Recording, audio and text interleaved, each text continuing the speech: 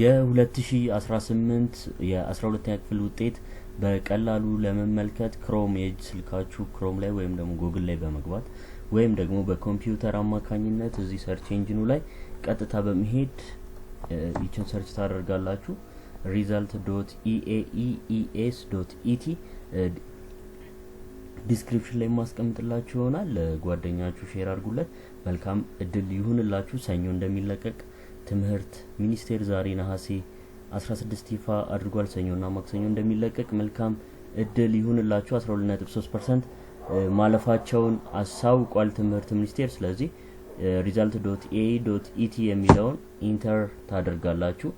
ዘንድ እንደዚህ አይነት ፖርታል ይመጣላችኋል። እዚህ ጋር በ3 ሜትድ ነው ውጤታችሁን መመልከት የምትችሉት። የመጀመሪያው ሜትድ እዚህ ጋር አድሚሽን ነምበርና ፈርስት ኔም በማስገባት፣ ሌላኛው ሜትድ በኤስኤምኤስ አማካኝነትና በቴሌግራም ቦት አማካኝነት ምን ማድረግ ትችላላችሁ? ሪዛልታችሁን መመልከት ትችላላችሁ። የመጀመሪያው ይሄንን እንመለስበታለን። አድሚሽን ነምበር ስንል አይዲ ካርዳችሁ ላይ ያለውን ነምበር እዚህ ጋር በማስገባት ፎር ኤግዛምፕል እንደዚህ ቢሆን አይዲ ነምበራችሁ እዚህ ጋር ታስገባላችሁ። ዘን ፈርስት ኔማችሁን እዚህ ጋር ታስገባላችሁ።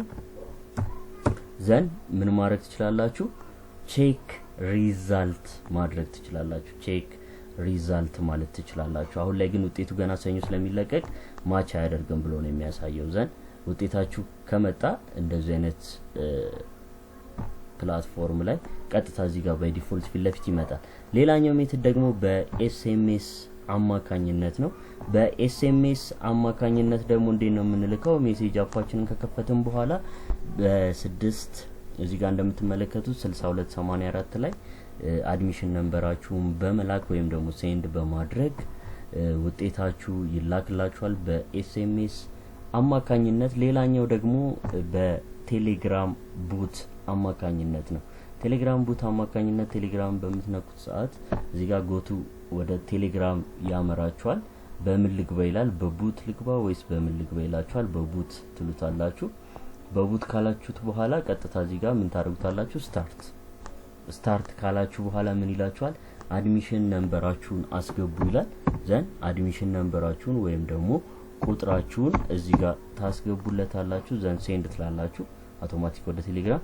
ዘን ፈርስት ኔማችሁን አስገቡ ይላችኋል። ፈርስት ኔም ታስገባላችሁ።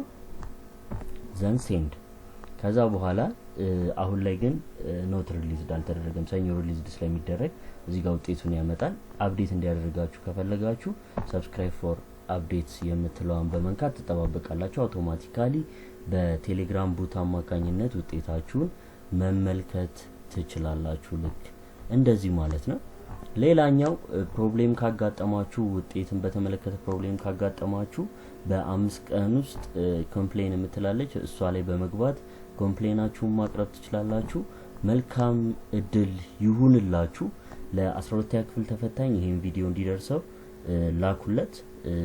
የእንትን መጨናነቅ ስለሚፈጠር በኤስኤምኤስ ወይ በቴሌግራም መጠቀም ትችላላችሁ። ሰኞና ማክሰኞ በ18 እና በ19 ውጤት ይፋ ይደረጋል። መልካም እድል ይሁንላችሁ ለሁላችሁም ተማሪዎች።